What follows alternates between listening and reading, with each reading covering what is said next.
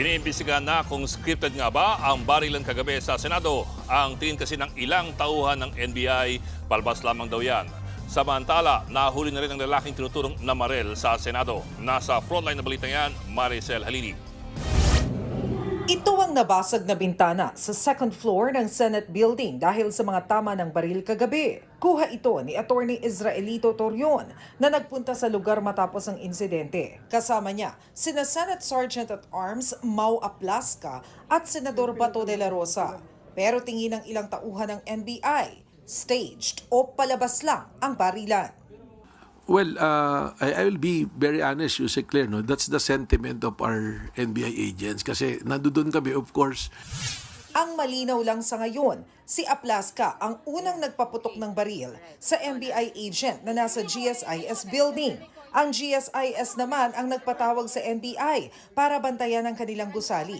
Ilan kasi sa bahagi nito ay nirerentahan ng Senado.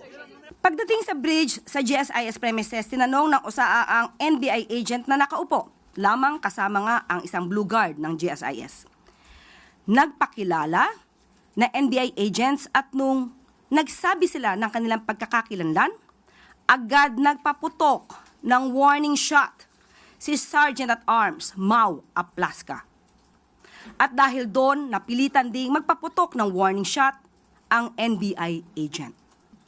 Walang assault na ginawa ang NBI agents sa Senado.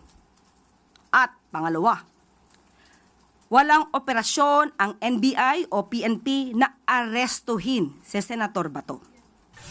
Kahina-hinala naman para kay dating Senador Antonio Trillanes ang nangyaring putukan.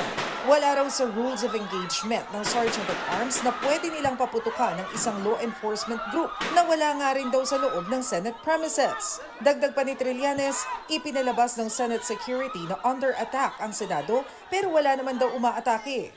I believe it was staged. Sinigurado nila na makakapture ng media yung mga pangyayari na yan. So, ginawa nila yan to sow chaos para makakuha sila ng simpatya sa publiko at para lumakas yung posisyon nila sa Korte Suprema. Pero ang PNP, itinangging sinadya ang mga nangyari. Makikita naman po natin na may pag-aresto na nangyari at may kaso na kakaharapin yung individual. Ito ay malabo sa mga teorya na sinasabi po natin. Sapagkat makikita naman po natin na may mga paglabag ng batas. Naaresto naman na ang tinuturong na Maril sa Senado na si alias Mel. Pero ayon sa NBI, hindi nila empleyado ang umano'y gunman. Mga agent lang daw ng NBI ang nagbibigay ng alawan sa kanya tuwing sinasama siya bilang volunteer o utusan sa mga operasyon. Yung actual naman po na pangyayari, wala naman po siyang access po dun sa baril na hawak-hawak po niya. Officially, he is not a member or employee po ng National Bureau of Investigation. Pag operations po kasi, meron po talaga mga tinatawag na force multipliers, yung mga volunteer po. Para po kasi sa kakulangan po ng tao, tsaka meron po din kami tinatawag na mga alpha or assets, yan po na rin yung mga ginagamit namin to solicit intelligence report po. Kwento ng misis niyang si Rodilyn, nakaalis na sina Mel at mga kasama niya sa NBI sa gusali ng GSIS kasunod ng barilan sa Senado. Nasa opisina na raw ng NBI si Mel at naghahanda ng umuwi. Pero bigla raw itong inutusan ng kanyang tinatawag na boss sa NBI para balikan ang bag nito na naiwan sa lugar kung saan naganap ang barilan.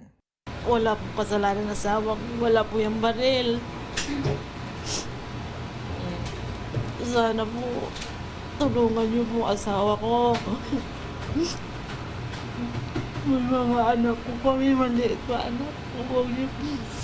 Ayon sa PNP, nahuli sa ikalawang palapag ng gusali si Mel. Wala rin daw siyang ID ng NBI. Siya po ay nakuhanan sa kanyang possession yung mga tinatawag natin mga live ammunitions ng 5.56 o M16 at saka ang magazine.